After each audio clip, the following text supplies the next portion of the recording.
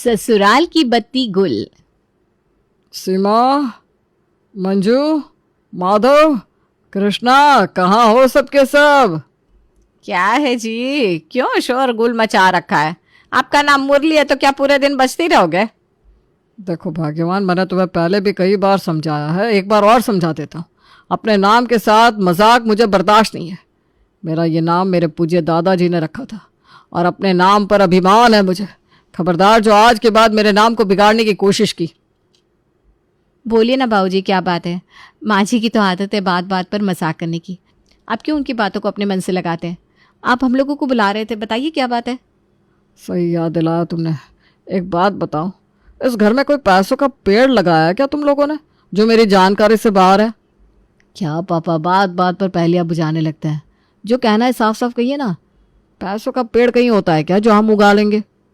तो ये बात तुम लोग अच्छी तरह जानते हो कि पैसों का पेड़ नहीं होता, पैसे कमा कर लाने पड़ते हैं। तो फिर खर्च करने से पहले बुद्धि क्यों नहीं लगाते? पापा, इस घर में कुछ चवन्नी भी खर्च करता है ना तो उसे 10 बार आपका अप्रूवल लेना पड़ता है। हमें भी तो पता चले हमने ऐसे कौन से पैसे पानी की तरह बहा दिए जिसकी वजह से आप इतना नाराज हो रहे हैं। ये बिजली का बिल देखा है? इस घर में रहने वाले कितने लोग हैं, जरा गिन कर बताओ मुझे। 8 लोग हैं पापा। और बिजली का बिल देखो कितना आया है, पूरे 8,000। इसका मतलब इस घर का एक एक आदमी महीने में 1,000 रुपये बिजली की खपत कर रहा है। अब इससे पहले कि मैं तुम दोनों की तनख्वाह की बात करूं और तुम्हें शर्मिंदा करूं, अपनी फिजूल खर्चियों पर लगाम लगाओ। पापा, 8,000 का बिल? अरे लेकिन सर्दियों का मौसम चल रहा है, ना कूलर चल रहे हैं ना एसी। फिर इतना बिल आया तो आया कैसे? हम लोग तो सुबह 8 बजे ऑफिस के लिए निकल जाते हैं और पूरा दिन गधा मजदूरी करने के बाद रात को 8 बजे घर लौटते हैं। हमारे जाने के बाद इस घर में क्या होता है ये हम कैसे जान सकते हैं? मुझे ये सब कहानी नहीं सुननी, समस्याओं पर नहीं समाधान पर बात करो बेटा। एक ही तरीका है पापा, ऐसा करते हैं, बिजली का ना कनेक्शन ही कटवा देते हैं। ना रहेगा बांस ना बजेगी बांसुरी। कैसी बात कर रहे हो भैया? बिना बिजली के गुजारा कैसे होगा? कौन से ज़माने में जी रहे हो आप? अरे सर्दियों का मौसम चल रहा है, बिजली की ज़रूरत क्या है? 4 महीने ठंडी पड़ने वाली है, ना पंखों की ज़रूरत है ना फ्रिज की। बस हो गया फैसला। मैं आज ही बिजली विभाग में जाकर अपना कनेक्शन कटवाने की अर्जी लगा कर आता हूँ। घर में बिजली रहेगी तो ये सास बहू मिलकर ऐसे ही फिजूल खर्ची करके हमारे जीवन पर डाका डालेगी ना। बाबूजी, आप तो बिजली का कनेक्शन कटवा दोगे, लेकिन ये भी तो बताओ कि घर में रोशनी की भी तो ज़रूरत होती है। उसका क्या जुगाड़ सोचा है आपने? अंधेरे में कैसे होंगे घर के बाकी काम? एक बात बताओ बहू, 60 साल पहले जब घर में बिजली नहीं पहुंची थी तब क्या लोग जी नहीं रहे थे? ऐसा समझ लो कि अगले 4 महीने के लिए तुम लोग एक ऐसे गांव में पहुंच गए हो जहां अभी बिजली पहुंची ही नहीं है। माधव, तू ऐसा कर, बाजार से जाकर तेल से चलने वाले लैंप लेकर आ। हालांकि बाबूजी की बिजली कटवाने वाली बात किसी के भी गले से नीचे नहीं उतर रही थी, लेकिन मुरली की बातों का विरोध करना मतलब अपनी खटिया खड़ी करवाना, इसलिए कोई भी उसके आगे बोलने की हिम्मत नहीं कर पा रहा था। उसी दिन शाम को मुरली बिजली के दफ्तर में जाकर अपने मकान की बत्ती कटवाने की अर्जी लगा कर आता है और अगले ही दिन बिजली वाले उनके घर की लाइट काट कर चले जाते हैं। अगले दिन सुबह, पापा मेरी स्कूल यूनिफॉर्म पर प्रेस क्यों नहीं कर रखी है?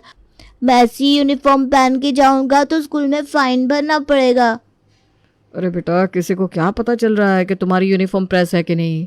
कोई पूछे तो कह देना कि हाँ, मेरी मम्मी ने स्कूल यूनिफॉर्म पर प्रेस की थी। और देखो, तुम्हारे दादू ने बिजली कटवा दी है। अब बिना बिजली के तो कपड़ों पर प्रेस हो ही नहीं सकती, इसलिए चुपचाप जो कपड़े हैं वो पहनकर चले जाओ। चेतन और विकी दोनों आज पहली बार बिना प्रेस किए हुए कपड़े पहनकर स्कूल जाने के लिए तैयार हो रहे थे। दूसरी ओर, अरे छोटी, अब तो मैंने चश्मा भी लगा लिया, अभी भी कुछ समझ में नहीं आ रहा, ये गरम मसाला आखिर गया तो गया कहाँ? इस लालटेन की रोशनी में ढंग से कुछ नजर ही नहीं आता। ठीक कह रही हो भाभी आप, बिना बिजली की रसोई में काम करना मुसीबत जैसे लग रहा है। कैसे रहेंगे हम लोग बिना बिजली के? मुझे तो कुछ समझ में नहीं आ रहा। अब समझ में आ रहा है तुम दोनों को कि तुम्हारे ससुर के साथ मेरी क्यों नहीं बनती? उल्टी सीधी हरकतें करते रहते हैं और सबकी जान मुसीबत में डाल देते हैं। खुद तो कुछ करना होता नहीं बूढ़ों को, बैठे बैठे बस ऑर्डर चलाने होते हैं, काम तो हमें करने पड़ते हैं ना। गुस्से में भिन भिनाते हुए तीनों सास बहू किसी तरह रसोई में खड़े होकर बच्चों का लंच पैक कर रही थी। अरे बस भी करो, जब से नहा कर आए हो तब से दांत ही किटकिटा रहे हो। अरे बेटा, सर्दियों में सर्दी तो लगती है ना, थोड़ा बर्दाश्त करना सीखो। पापा, कितने मजे से हम लोग रोज गीजर में नहाते थे। दादू को क्या जरूरत थी बिजली कटवाने की? मम्मा ने गैस पर ये छोटे से भगोने में पानी गर्म करके दिया, टंकी में से बर्फ जैसा पानी आ रहा था, पता है? कुछ हुआ ही नहीं एक भगोने पानी से। ठंडे पानी से नहला दिया आपने, मुझे तो अभी तक कंपकंपी छूट रही है। बिल्कुल ठीक कह रहा है विक्की तू, हमारे घर वालों को हमारी कोई चिंता ही नहीं है। बहुत आवाज आ रही है तुम दोनों की, क्यों शोर मचा रहे हो? कुछ नहीं दादू, मम्मा हमारे स्कूल का टाइम हो गया, हम लोग निकल रहे हैं। सुबह 10 बजे। अरे मेम साहब, पूरी कॉलोनी की लाइट आ रही है, आपके घर में इतना अंधेरा काहे को है? कुछ फॉल्ट आया है क्या आपके घर में? अरे नहीं चंदा, कोई फॉल्ट नहीं आया। वो बाबूजी ने हमारे घर की बिजली कटवा दी है। अब अगले 4 महीने ना ऐसे ही गुजारा करना है हम लोगों को, बिना बिजली के। क्या मेम साहब मजाक करती है क्या मेरे साथ? अरे हमारी बस्ती में भी बिना बिजली के कोई नहीं रहता, सबके घर में बिजली है। अब आप साहब लोग क्या हम बस्ती वालों से भी गए गुजरे हो गए? तू रिश्ते में मेरी भाभी लगती है क्या जो तेरे साथ मजाक करूंगी? जितना कहा है उतना सुन, बर्तन मांज और अपने घर जा। क्यों बिना बात दिमाग चला रही है? अरे मेम साहब, मेरे को ऐसा वैसा समझते हो क्या आप लोग? आपकी अंधेरी रसोई में खड़े होकर मैं बर्तन नहीं मांजने वाली। जब लाइट आ जाएगी तो मेरे को फ़ोन कर देने का, तब तक मैं गुप्ता जी के यहाँ जा रही है। अरे तुझे बताया ना कि हमारी बिजली कट गई है, हमारे यहाँ लाइट कभी नहीं आने वाली। तो कोई बात नहीं, मेरा हिसाब कर दो, चंदा भी आपके घर पर कभी नहीं आने वाली। बिना बिजली के रह सकते हो तो बिना नौकरानी के रहना भी सीख लो। चलती है मैं। अरे कैसे झेलते हो तुम इस नकचड़ी को? देखो बहू, जाती है तो जाने दो, अच्छा ही है। तुम लोग घर का काम खुद से करोगी तो तुम्हारी सेहत भी अच्छी रहेगी और 4 पैसे बचेंगे 100 लाख। कोई ज़रूरत नहीं है इस चंदा की चाकरी करने की।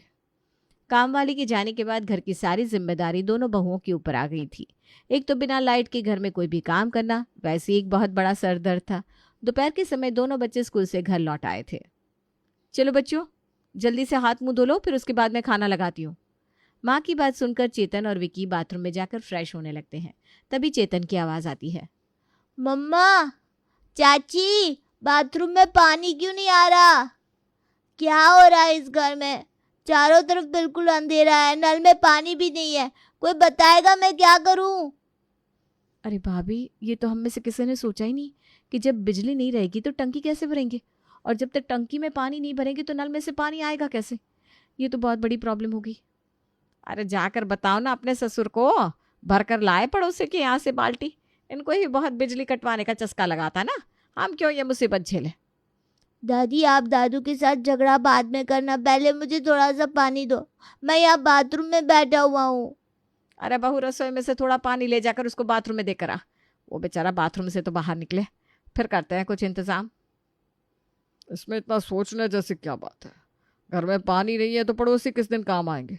एक एक बाल्टी लेकर पहुंच जाओ सब लोग पड़ोसियों के यहाँ। घर में 8 लोग हो ना, 8 बाल्टी पानी ऐसे इकट्ठा हो जाएगा चुटकी बजाती। बिना बिजली के खर्चे के 8 बाल्टी पानी में पूरा दिन गुजर जाएगा हमारे बड़े आराम से। बाबूजी, अब ये कुछ ज़्यादा नहीं हो रहा? हम बाल्टियाँ लेकर पड़ोसियों के घर से पानी मांगेंगे क्या? अरे बेटा, अच्छा तो ये भी नहीं लगता ना कि कल को तुम्हारा बाप कटोरा लेकर सड़कों पर भीख मांगे। अगर चाहते हो कि तुम्हारे बाप का दिवाला ना निकले तो थोड़ा हाथ खींच कर काम चला लो। कोई और चारा तो वैसे भी नहीं था, इसलिए बेचारे पूरे परिवार वाले एक एक बाल्टी उठाकर मोहल्ले में अलग अलग घरों का दरवाज़ा खटखटाने लगते हैं और बारी बारी से एक बाल्टी पानी मांगकर अपने घर ले आते हैं। हाय सुषमा बहन जी, क्या बात हो गई? सुबह वो चंदा भी बता रही थी कि उसने आपके यहाँ का काम छोड़ दिया, कुछ दिक्कत है क्या? अरे अब क्या बताए बहन जी, पिछले कई महीनों से ना हमारा बिजली का बिल बहुत बढ़ चढ़ कर आ रहा था। कई बार हमने बिजली के दफ्तर में जाकर कंप्लेंट भी करी, लेकिन वो लोग सुनने को तैयार नहीं थे। और आप तो जानती है ना मुरली जी का गुस्सा। गुस्से में उन्होंने बिजली का कनेक्शन ही कटवा दिया। बस जब तक हमारा थोड़ा ये बिजली का सेटलमेंट नहीं हो जाता ना, थोड़ा सा आपको परेशान करेंगे। एक बाल्टी पानी देना पड़ेगा आपको। हाँ हाँ, क्यों नहीं बहन जी, पानी तो आप ले जाना, लेकिन ये बिल कम कराने का तरीका मुझे कुछ समझ नहीं आया। बिना बिजली की कैसे गुजारा करेंगे आप लोग? बस बहन जी कोशिश कर रहे हैं। जैसे ही पानी लेकर सुषमा अपने घर की तरफ जाने लगती है, पड़ोसन और उसके पति की हंसी की आवाज़ उसके कान में आती है। देख रहे हैं आप, मुझसे बातें बना रही है। अरे मैं बहुत अच्छे से जानती हूँ उन लोगों को, एक नंबर के कंजूस मक्खी चूस है। पैसे बचाने के लिए बिजली कटवा कर बैठे हैं और दोष दे रहे हैं बिजली विभाग वालों को। कल पानी लेने आएगी तो मैं दरवाज़ा ही नहीं खोलने वाली। हमने क्या ठेका ले रखा है मुफ्त पानी बांटने का? किसी तरह बेइज्जती बर्दाश्त करके परिवार के सारे सदस्य एक एक बाल्टी पानी लेकर घर आ गए थे। रात तो किसी तरह बीत जाती है। अगले दिन सुबह पहली बात अब ये सुन लो मम्मा, टंकी के ठंडे पानी में नहाकर मैं स्कूल नहीं जाने वाला। और दूसरी बात, ये जो कल आपने मुझे बिना आयरन करी यूनिफॉर्म पहनाकर स्कूल भेजा था, प्रिंसिपल सर ने 1000 का फाइन लगाया है। 1000 दो तो ही मैं स्कूल जाऊंगा, वरना ये फाइन आज बढ़कर 2000 हो जाएगा। आप जानते हो ना मेरे स्कूल में डिसिप्लिन कितना स्ट्रिक्ट है। सुन लिया आपने? माधव, लाइए 1000 रखिए बच्चे के हाथ में। हमारी गलतियों की सजा ये बच्चे क्यों भुगतेंगे? और हाँ, बच्चों की यूनिफॉर्म नुक्कड़ वाले धनी राम से प्रेस करवा कर लाइए। मेरे बच्चे को आज फिर से पनिशमेंट नहीं मिलनी चाहिए। अपने बूढ़ों को दो ये बच्चों की यूनिफॉर्म, वही जाकर प्रेस करवा कर लाएंगे। आ जाओ मेरे बच्चों, तब तक मैं बड़े वाले भगोने में तुम्हारे लिए पानी गर्म करती हूँ। मेरे पोते आज ठंडे पानी में नहाकर बिल्कुल नहीं जाएंगे। अरे आग लगे ऐसी बचत में, गैस खर्च होती है तो हो जाए, बच्चों को बीमार थोड़ी ना करना है। पत्नी को नाराज होते देख मुरली दोनों बच्चों की यूनिफॉर्म लेकर प्रेस करवाने के लिए जाने लगता है। तभी माधव और कृष्ण भी अपनी अपनी पैंट शर्ट मुरली के हाथ में थमा देते हैं। बाबूजी, अब आप धनीराम के यहाँ जा ही रहे हो तो हम दोनों के कपड़े भी प्रेस करवा लाना। हमें भी तो ऑफिस जाना होता है।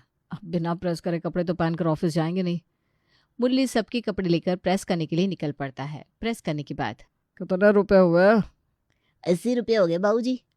क्या कहा, 80? अरे लूट मचा रखी है क्या तुमने? हमारे ज़माने में तो 1-1 रुपए में कपड़े प्रेस होते थे। अब 10 रुपए का एक कपड़ा प्रेस करने का लेगा क्या तू?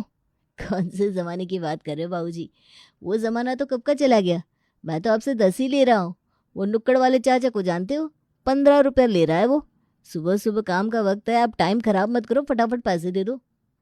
मुरली बड़बड़ाते हुए 80 रुपये धनीराम के हाथ में रखकर वापस अपने घर आ जाता है। कुछ देर बाद माधव भैया, मैं ज़रा बाथरूम से आ रहा हूँ। मेरे बॉस का एक इम्पोर्टेंट कॉल आने वाला है। अगर कॉल आए तो मुझे तुरंत बता देना। हाँ हाँ ठीक है, तुम जाओ, मैं ध्यान रखूँगा। जैसे ही कृष्ण बाथरूम से बाहर आता है, तुरंत ही उसके बॉस का फ़ोन बजने लगता है। लेकिन कृष्ण के हेलो बोलते ही उसका फ़ोन स्विच ऑफ हो जाता है। अरे भैया, मेरा फ़ोन तो स्विच ऑफ हो गया। घर में लाइट भी नहीं है, अब मैं क्या करूँ? ये कॉल बहुत इंपॉर्टेंट था। अगर इस समय मैं बॉस से बात नहीं कर पाया तो बहुत बड़ी प्रॉब्लम हो जाएगी। मैं अभी जाकर पड़ोस वाले गुप्ता जी के यहाँ से अपना मोबाइल चार्ज करा के लाता हूँ। बुरा मत मानिएगा भाई साहब, लेकिन ये तो आपको बिजली कटवाने से पहले सोचना चाहिए था कि बिना बिजली के आप लोग मोबाइल कहाँ चार्ज करोगे। अब रोज़ रोज़ किसी को डिस्टर्ब करना भी तो सही नहीं है। अब आज के दिन आप मेरा मोबाइल चार्ज कर दीजिए, मैं कुछ इंतज़ाम करता हूँ। कृष्ण घर आकर, भैया ये बताओ, एक मोबाइल चार्ज करने में कितनी बिजली खर्च हो जाती है? ज़रा सा मोबाइल चार्ज करने के लिए पड़ोसी गुप्ता ने मुझे 10 बातें सुना दी। आज के बाद कदम नहीं रखूंगा उसके घर। अच्छा, उसके घर पर पाँव नहीं रखेंगे तो ये मोबाइल कहाँ चार्ज करेंगे? गुप्ता के यहाँ नहीं तो सक्सेना के घर तो आपको जाना ही पड़ेगा। आज गुप्ता ने बातें सुनाई है, कल सक्सेना भी सुनाएगा। किसी ने हमारा ठेका लेकर नहीं रखा कि वो हमारी ज़रूरतें पूरी करे। क्या मोबाइल मोबाइल चिल्ला रहे हो तुम लोग? ये मोबाइल अपने अपने ऑफिस से चार्ज करके लाया करो। और हाँ, एक पावर बैंक खरीद लो अपने ऑफिस से, उसे भी चार्ज करके लाया करो, ताकि घर पर बहू का और हमारा फ़ोन भी चार्ज हो सके। कोई फ़ायदा नहीं है कृष्ण, बाबूजी के ऊपर हमारी बातों का कोई असर नहीं होने वाला। शाम के 6 बजे। अरे सर, आप कई दिन से बच्चों को ट्यूशन पढ़ाने के लिए नहीं आ रहे। आज भी 6 बज गए, अभी तक आप आए नहीं, क्या बात है? वो क्या है ना भाभी जी, 6 बजे आपके यहाँ आने का कोई मतलब ही नहीं रह जाता। बिजली तो आपके यहाँ है नहीं और अंधेरे में बच्चों की पढ़ाई होना पॉसिबल नहीं है। बस इसीलिए मैं नहीं आया। जब आपके यहाँ बिजली का कनेक्शन हो जाए तो मुझे कॉल कर दीजिएगा। अरे ऐसे कैसे? एडवांस फी ली है आपने दोनों बच्चों की। अब आप पढ़ाने नहीं आओगे तो हमारा तो नुकसान हो रहा है ना। जब तक बिजली नहीं है आप बच्चों को दिन में पढ़ाने आ जाया करो।